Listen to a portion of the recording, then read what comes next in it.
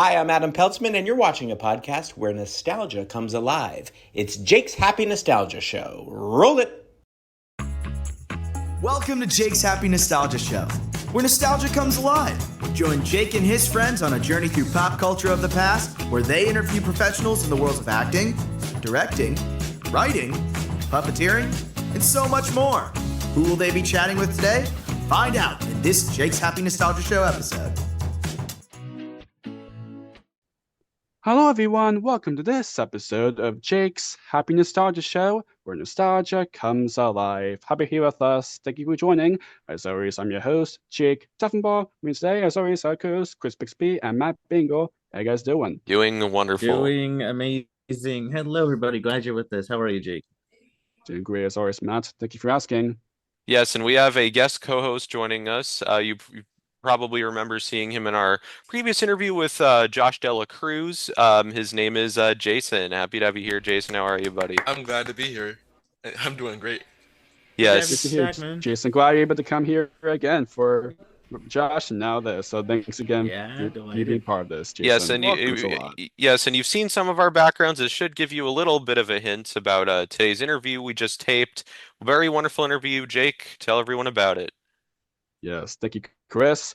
So today's guest we have for today is the amazing Traci Paige Johnson. She's a co-creator, animator, and a voice actress. Yes, as you probably know already, yes, she's actually another GalaxyCon Witchman guest that me and Matt actually got to see earlier in the year, and I actually got to see her in person. Now she's actually a guest for our show, like kind of with Josh. So there you go.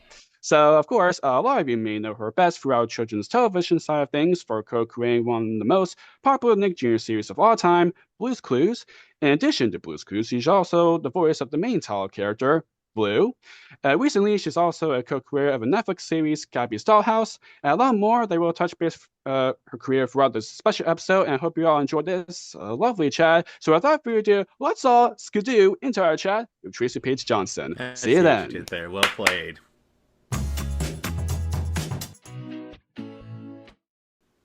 Hello, everyone. Welcome to Jake's Happy Nostalgia Show, the podcast where nostalgia comes alive. Today we have with us is the amazing Traci Paige Johnson. Welcome, Tracy. Super delighted to have you here. Thank you. Absolutely. Definitely lots of pleasure for you to be on. So thank you very much for doing this, Tracy. It means so much. And me and Matt got to... And to those who don't know, briefly, I mean, Matt actually got to meet Tracy and Angela and the rest, and a GalaxyCon Witchman. So cool. Yes, kind of a full circle moment from actually being and then actually doing this. So it really is a full circle moment. There's the photo right there. Pleasure to meet you guys. Post production. I was going to say it's such a pleasure to meet you guys in person. That was so special. And thank you. Really was. Me too, Tracy. Thank you for loving the show as much as we do. It means so much. Absolutely.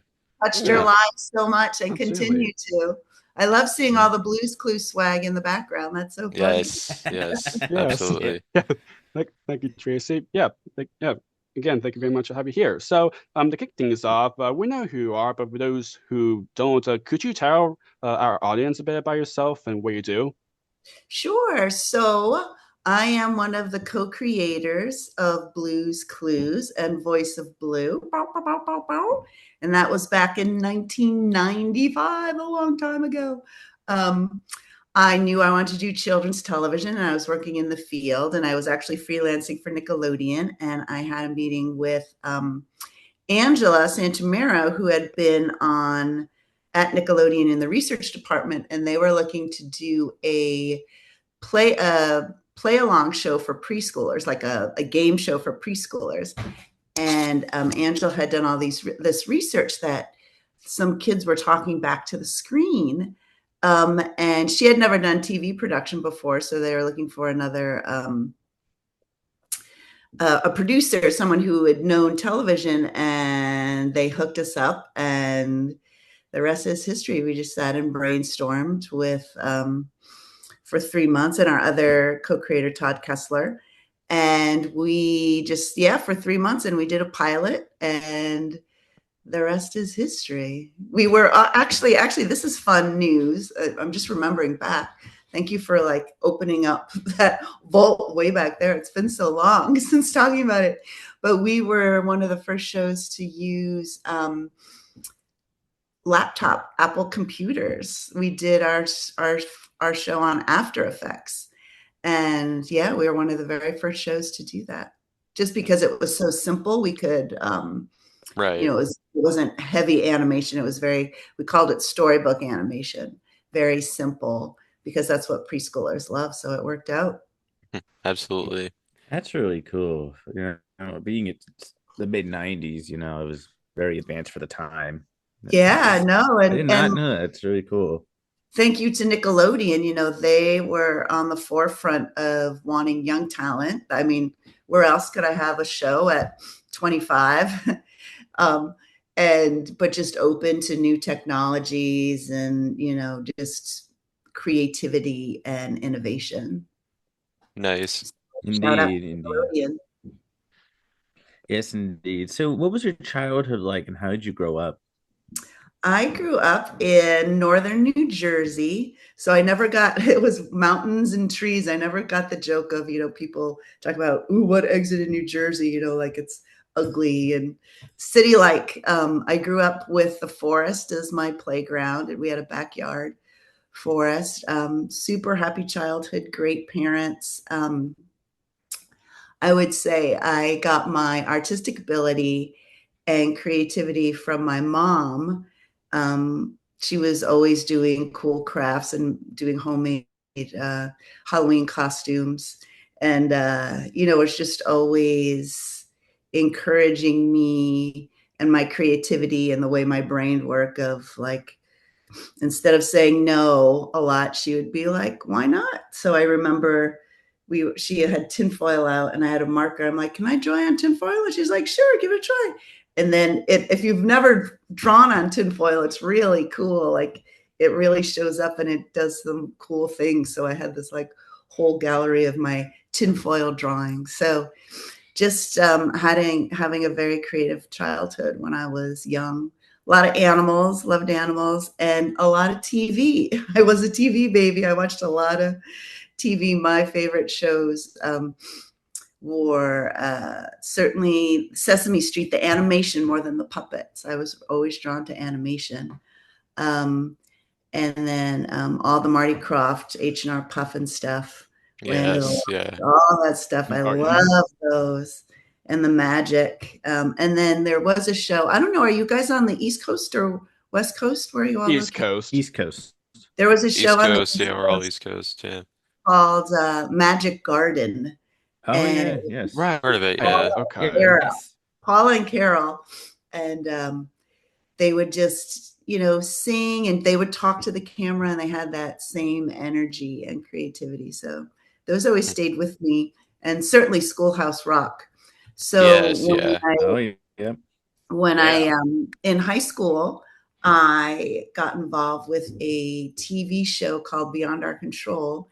It was kind of like a Saturday Night Live for high school students, where the high school students wrote and directed and art directed and made the props and edited the whole show. And that's where I came in love with TV production. I'm like, oh my God, this is so fun. And the first time I saw my name go up on the credits, I'm like, oh, I could do this forever.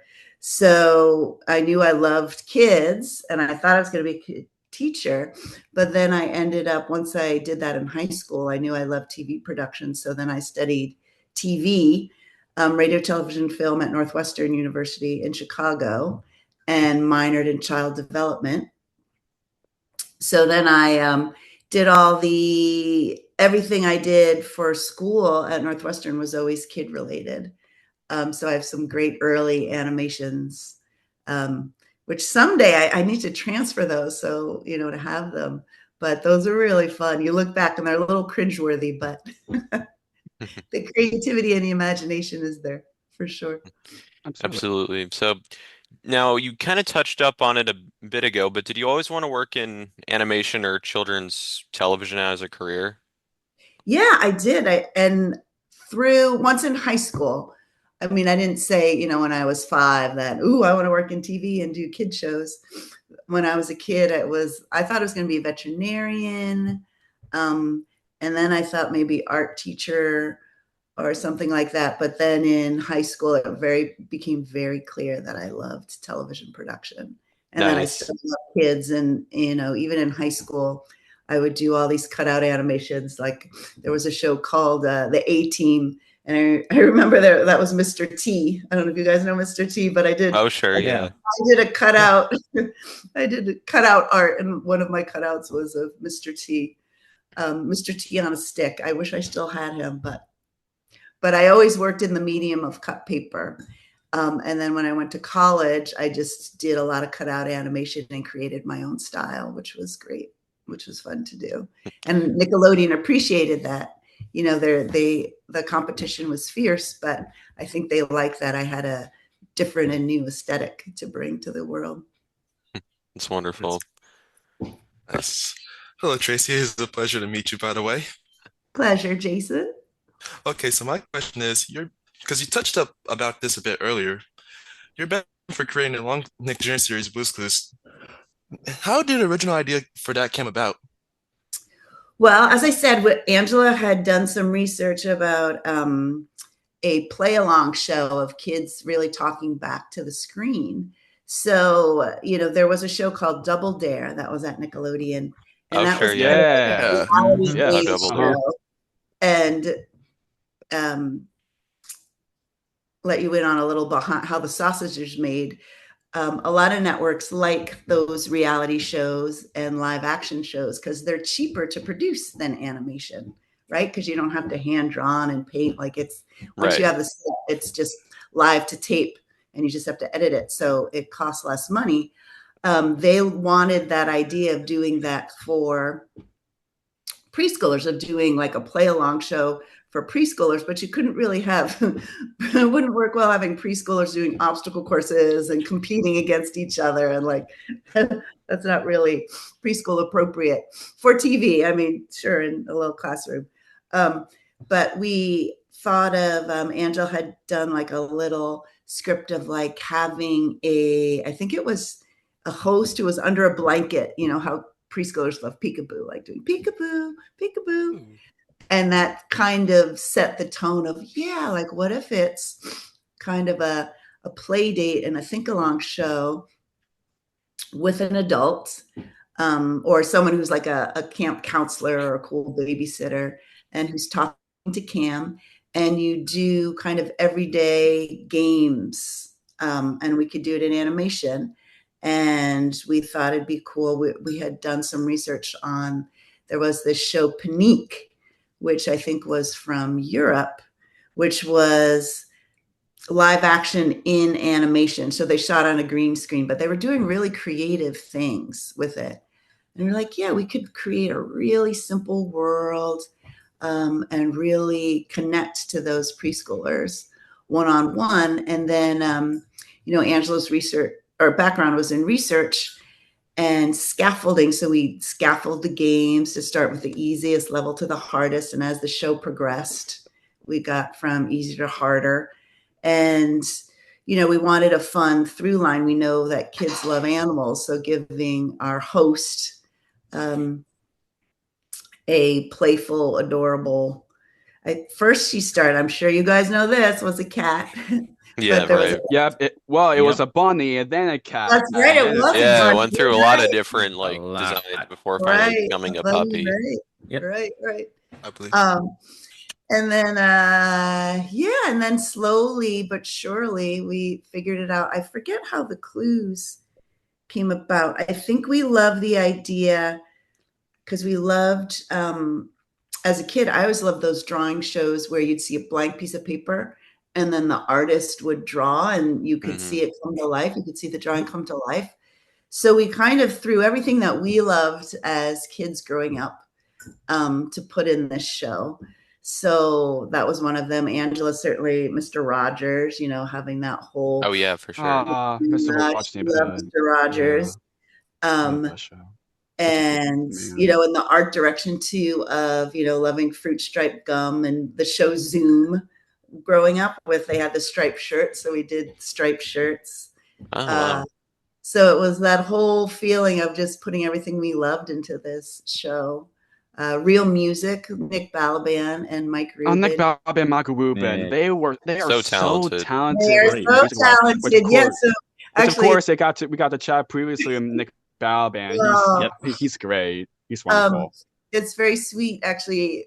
Funny full circle. Who I'm staying with I'm actually in Seattle. I'm going to go down to Portland to visit my son in college, but I'm in Seattle because I am with my first show out of college was called KTV, and the showrunner of that or creator of that was Karen Cooper. And I'm staying with her right now. And the reason we got Nick Balaban is because Karen Cooper was dating Nick Balaban at the time, and he did the music for our first show, KTV. So then That's cool. Then Wow. when Blues Clues came around, we were like, oh, we want to have cool music. You know, we just wanted really good music and expose kids to all types of music, and not just the saccharine sweet things. And then, so they were jazz musicians, and I called up Nick and he said, yeah, my buddy Mike has a studio. And then the rest is history there. And then there's such great talent in the voiceovers, you know, keeping it in the family and having Nick play Mr. Salt. And Of course. And Michael Rubin Mailbox. Oh, yeah, for sure. Absolutely. So now, can you kind of talk about what went into the creating the different characters for the show? Yeah, let's see. Boy, you guys are asking really good questions. I'm so in my used to giving, you know, my new show is Gabby's Dollhouse, which is doing really well. So we're doing a lot of interviews. So I'm all in Gabby's mode. I gotta like recalibrate and go back to the Blues Clues. I think you know, we had the puppy, right? We knew we wanted to do a dog. So that was fun because then I had Blue was based on this dog that I would draw in elementary school. Very simple. And then we had the wonderful Dave Palmer. You know, They kind of bring Blue to life. Right. I call myself a folk artist. You know, I have my own style, but I'm not an illustrator or animator, you know, being able to draw the positions and the turnarounds. And we had hired Dave Palmer, and he was just graduated NYU. He was a little baby too. And he took Blue, my little cutouts of Blue, and then just brought her to life doing turnarounds and sweet poses. And it was like, oh my God, she's alive. So I always say that Dave is the daddy of Blue for sure. And then the other characters, I'm sure okay. So now, you know, with preschoolers, the ordinary is extraordinary. And I don't know about when you guys were young, but I certainly thought that all inanimate objects had personalities, that, you know, your little coffee cup was a person, or your pencil, or, you know, or even playing, you know, with that pretend play when you were at a table waiting at the restaurant, the salt and pepper shakers would come to life. So all of those ancillary characters were all about the joy of the ordinary is extraordinary, and how our imaginations can bring inanimate objects to life. And we love the very preschool idea that each of the rooms had a host. So the kitchen, salt and pepper, and the backyard garden was shovel and pail, and the bedroom was tickety tock, and bathroom slippery soap. So you all have your friends, right? Because I know, at least I did. I know when I was little, like, you just kind of make your imaginary friends, or you make your world come to life with your imagination. So Exactly. all these characters were based on that for sure. Nice. Absolutely. So this may be interesting, but aside from Blue and the hosts, do you have any favorite Blues Clues characters? I do. You know, it's hard. It is like picking your children. Yeah, exactly. It's hard. You can't. You love them all in different ways. But I certainly have favorite episodes come to mind. Oh yeah. Which we will talk about that. In a little bit. Of that. Yeah. I love the ones with Steve skidooing into the beach and doing the crab dance. Yeah. Oh, yeah. Uh-huh. That was definitely a fun one. Certainly when we did the clues where Steve was the superheroes and they were trying to figure out what was making that sound, and it was the washing machine. That was a favorite one too. Absolutely. Yeah, there are a lot of wonderful episodes. I mean the episode with the planet song, Oh that, yeah. that the Yeah, whole episode I yeah. thought was really fun. Yeah, there are a lot I of good know it was devastating, wasn't it, when Pluto wasn't a planet anymore? Yeah, I Yeah. know. Yeah. Now, We're so like, for Blue's oh, Clues and you, no! that Josh can't say that. You can't say that line. But I thought we did a good job of rebooting it. That was funny.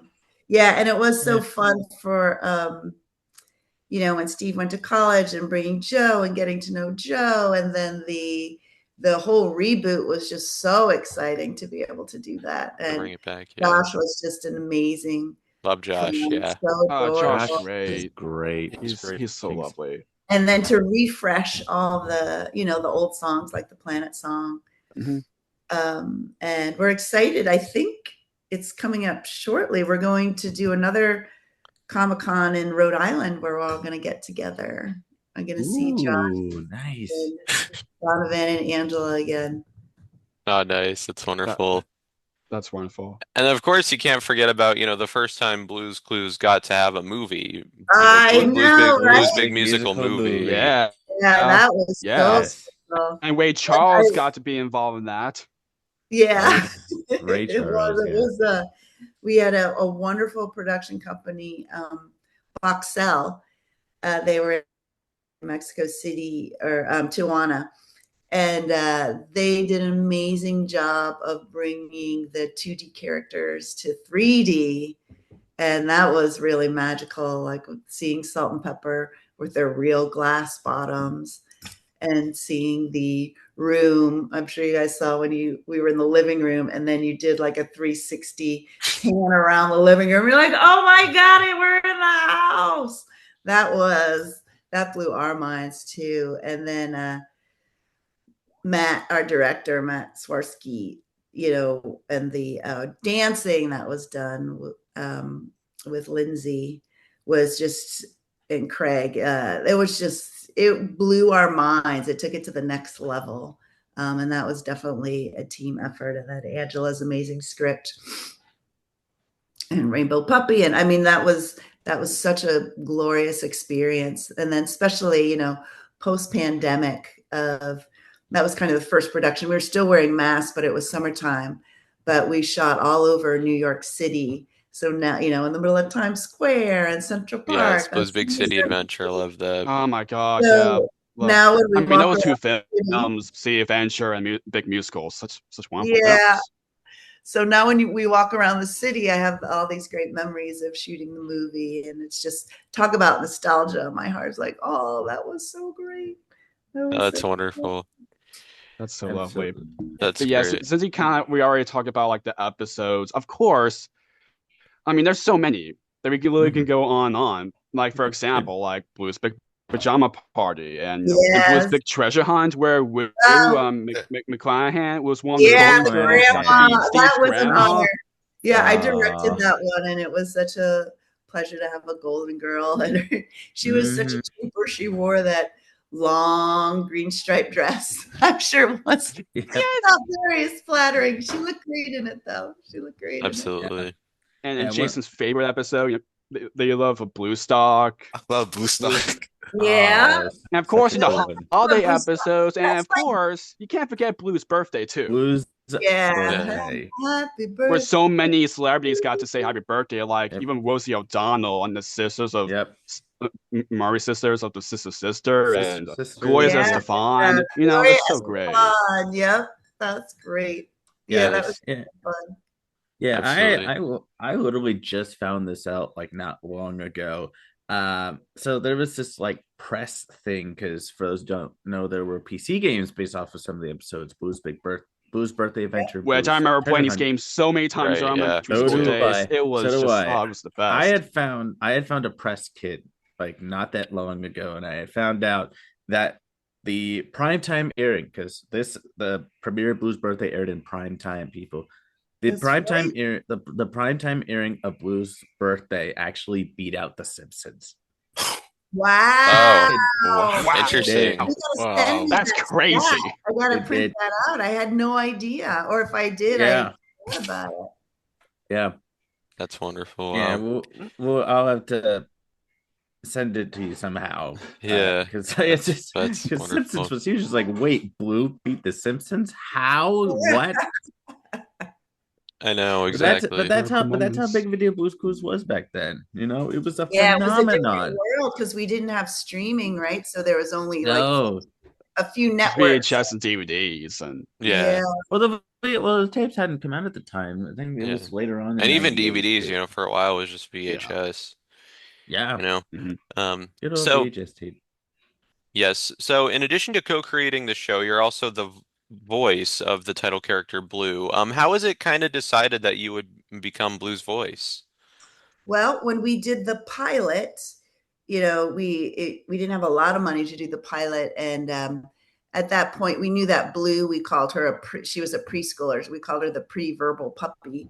So we knew she wasn't going to talk. So we knew we needed someone to bark, and we kind of went around the room because we were running out of money. Of like, can you bark? Can you bark? Can you bark? And then Yeah. I did a bark and like, oh, all right, this will work. But with all the plans that this would just be for the pilot, that once if we got picked up for series, that we would hire a real voice actor.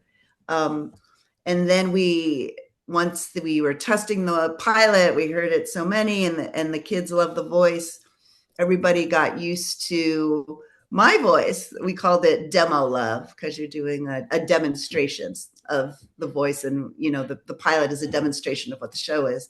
So we kind of ended up having demo love, but I said, you know what, I don't want to be a part of this decision, so let's do auditions, let's see what other people can bring to it. And I took myself out of it. I was just like, because I didn't want to be a part of that. And then everybody was listening to other barks, other auditions, and everyone was just like, you are her, you bring her heart and her personality and you bring her alive. So I said, I'll do it. And now it's become my absolute favorite part of my role on the show, for sure. Yeah, I love being able to bark. It's the best. that's so great. I wanna talk about this too, Tracy, because can you kind of like tell responsibility for you voicing like a main character like Blue? Because I want to ask because that you really already just mentioned, even though I already know about this, Blue, you voicing Blue, it was your favorite part of the whole entire Blue's Clues thing. Yeah. So what was your part, having that responsibility that kids who's going to watching it, it's Blue, it's Blue right there, and how responsible that Blue is to the kids when Blue how it is to the host and all that. Sure. It goes back to what I love as a kid, and I feel when I'm barking Blue, I go in touch with my inner kid, my inner child, and just the excitement and feeling like I'm a preschool again or a kid again, reacting to Steve or questioning Steve. And that was a real fun process because she didn't talk. You have to get a lot of expression through, the cadence. And that's where, when she asks a question, ending, you go up like a question, or when you're really excited, you might talk faster, like, and also just the syllable. So this kind of evolved as we went along, but I would be thinking of what she was saying in, English, but then I translate it to Blue. So like, good morning, guys.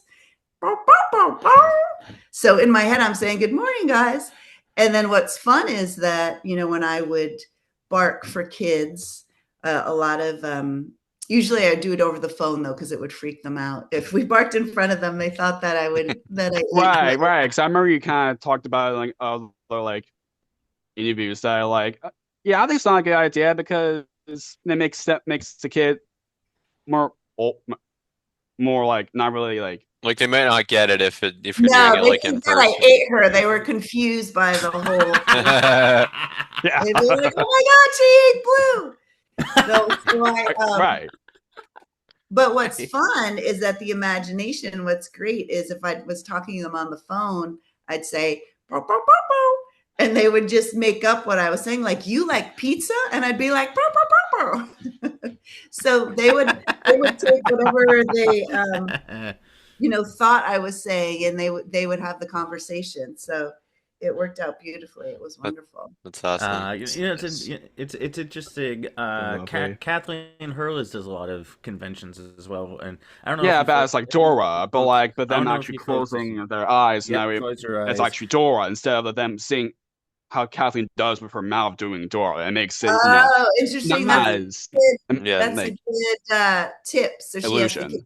She has the kids close their eyes when she she has them close their eyes. Similarly with us and one of our previous guests, Cheryl Blaylock, when they were filming Eureka's Castle at Universal Studios, got to keep in mind this is like 1990, folks. Because when they were at Universal Studios Florida, they would have these tours come in, like touring the Nickelodeon Studios, which was brand new at the time, and when Cheryl did Eureka's voice, she asked kids to close their eyes, which is what she did with us. But she's so lovely. She is. And, she worked on Blue's Room. She was Frederica. Yes, she did. Yes, she did. Frederica. Which we will talk about that in a little bit too. Yeah, that was a fun time. That was yeah. Absolutely. So now, I know you kind of already did a little bit for already, but is it fine? We can kind of just a brief little talk with Blue. Of course. Hi, Blue. How are you enjoying your morning, Blue?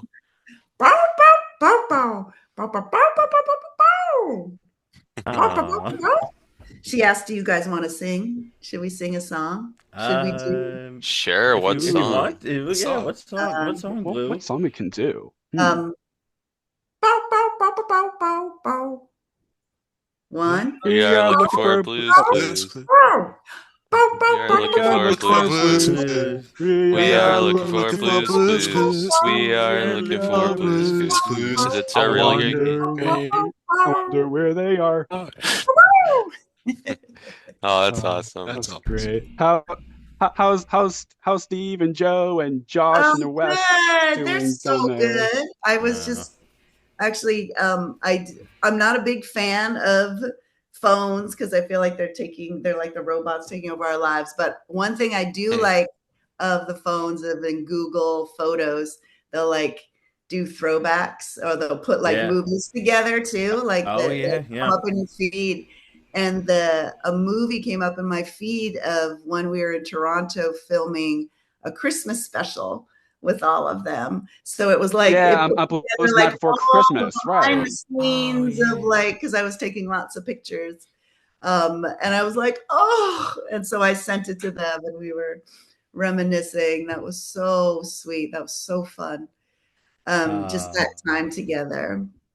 We just treasure it so much. And then we just Donovan has been, he plays Cat Rat in Gabby's Dollhouse, so we talk with him a lot. And Josh is so fun. He's in Toronto, and my son just went up to Toronto, and Josh was giving him, one of his friends is vegan, and Josh is vegan, so Josh was so sweet, just gave all these vegan cool restaurant recommendations. And Steve and I were just chatting over, sharing some new music together. So it's old friends. It's just so lovely. It is family. Absolutely. The Blues Clues family. Indeed. Yeah. So I want to hear about you guys. I want each of you just to tell me a little bit about yourselves and your favorite memories of Blue and what you're up to now. Who wants to Yeah, go first? I mean, me really. It's just I got to grow up watching when I was like junior so many times, way back when, and then watching throughout all these DVDs and even a VHS. Like I remember Yeah. watching it so many times. Like Blue's Clues, it's one of those things I remember like watching so many times. Like it was like when I watched Blue's Clues when I was little, I was into it. That's Oh, how every kid Oh was like yeah. watch the show. Like else, you're just so into, it's clearly right there, and that type of thing. Blue's Clues just means so much to all of us that I'm glad that Blue's Clues is back, with new generation with Josh. They keep yeah. going with, it's just so it's always so lovely about that. Yeah. And how did you all meet? How did you come together? Well, Jayson and I have been, best friends since 2016. We've known each other for a Wow. while. Uh-huh. Because And are you all in the same part of the country, or are you all in different states? Yeah, we're all in states. the U.S. We're all in different states. I'm in Massachusetts. I'm in Virginia. and me Jake and and I Matt are in from Maryland. Maryland. Yeah. Ah, wow. Yeah. And Yes. then, so I guess this is a good thing of technology too. Oh I yeah. do love how social media, Facebook or whatever, has allowed everybody to get together and meet each other, right? Because that wouldn't have happened if technology was there, right? Exactly. Right. So there are some good things about it. Absolutely. Yeah. Exactly. And as for me, Blue's Clues was definitely a huge part of my childhood. I was born in 2000, so most of my memories of when it was actually on the air were when Joe took over. But I had, the Steve, videos, and of course the Steve episodes were rerunning. So yeah, I loved it, and likewise with Blues Room, grew up with that too, and Yeah. Me of too. course with the reboot, I thought that was very well done too. But so yeah, definitely a huge part of my childhood. I'm pretty much the same as Chris. I was also born in 2000. And for me, so I- 2004. So Oh, I'm just a little few years. So For me, 2005. Oh, Oh, you're the wow. baby of the group, Jayson. You're the, Yeah. Wow. Yeah, it's pretty much the same for me. I mainly grew up mostly with Steve through like the VHS tapes. That's right, the orange ones. If anybody remembers those, they had. Yes. Yep. Thanks, Jake. Appreciate it. He came prepared today. No, Blue's Clues was like one of the first shows I discovered. I think it was in terms of Nick Jr. That and Little Bear were like the first two Nick Jr. shows I discovered. Yes. Yeah. And just Little the Bear just the was so interactive great. part, getting kids involved is just Yeah, like it makes you part of the for- story, right? It sucks you in. yeah, yeah. So you It's feel like you're actually. And did you all think that Steve was talking to you, right? Or Joe was talking absolutely. Oh, for sure, yeah. Absolutely. For sure. Absolutely. Yeah. So And yeah, even as Blue's an Clues adult, was- seeing that with Josh, Oh yeah. I still felt that too in a way. to Oh yeah, I felt that too. But yeah, Blue's Clues has been a huge part of my childhood, and it's been that way almost 24 and a half, going on 25 years in February. So Wow. Well, Yes. thank you guys for continuing being such big Yeah. super fans. Yeah. All right, what Jayson. about? your turn. Yeah, I was about to say your turn, Jason. I had Blues Room Hug Day DVD. My parents got me Aw. from Yep, I had when I that was too. little. It had 2 episodes. It had the Blues Room episode, and it had an episode I really loved as a kid called Joe's Clues because I loved the fact that you guys switched it around on us. Yeah, that was a really Yes, interesting yes, episode yes. too. That was a But cool Joe episode. actually like being the coolest, and Blue was actually That whole being a kind of host in one arc was episode. very interesting. Loved That it. was Yeah. Yeah, because there were times where they would have before Joe officially took over, they would have, and before Steve goes to college, essentially, they would have Steve and Joe kind of host it together, which I thought was very Yeah, interesting. That was so Yeah. fun. That was really cool. that was cool. Yeah, was it the 100th episode? No, it was Well, 100th episode, yeah, that was the one. Steve That was the one where came Steve came back, back and he wore like a top hat and stuff. Yeah, it was like a 3-episode story arc, which became a special in itself, a 90-minute special. Was that also prime time? The Yes. 100th episode, yeah. Yeah, that was also prime time. I'm trying to remember the order. I'm trying to remember the order. There were a lot of them because Steve goes to college. I Meet think Joe. Joe gets a prime clue. Steve time. goes to college. Yeah. I couldn't remember it there, No, Yeah, it you know was. what? I just came across. We were cleaning out our storage, and I came across the suitcase that Steve took to college in the episode. Oh, really? I think that Wow. was Oh, on that's cool. display Oh at New York. wow. Yeah, it Yeah, was. right. That's right. That's why it was kind of Oh, I didn't up know there. that. Yeah, I have to find a nice place for that to keep that in the Nice. nostalgia. Yeah, I think the thinking chair too. I think it might be on display in Washington D.C. Right. Sounds I Uh, remember right. seeing a couple of Medium of pictures of that. television or radio or community Yeah. something. There it Sounds is. about right. I know there's another thinking chair stored at Nickelodeon Studios in the Yeah, lobby. yep. And Steve has one. I have one in the basement that's covered in cat pee. Our Oh. cat likes Oh. to pee in it. Man, Oh. interesting. I know. We get it clean. It'll be okay. It's not destroyed. It just needs a good cleaning. Right. Right. Yeah. Yeah.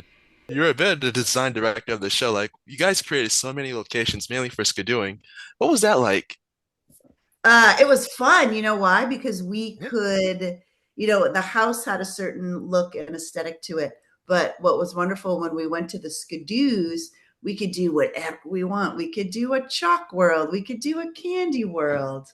We could do a color form world. We could do space. We could do underwater, where we could expose kids to different illustration styles and different techniques and art techniques. So what was wonderful is you could really keep the show fresh that way in coming up with new designs. Actually, do you guys remember the one? I'm just thinking of this, the one where we went into our dreams and you could change your dreams. Yes. Right. Yes, I Yeah. did. Like, Our Uh-huh. dream, our dream. Our dream. yeah, our dream. Yep. Yeah, that was cool. And you could change like nightmares or if things were happening and you didn't like it. Yep. Yes. Absolutely. Yeah.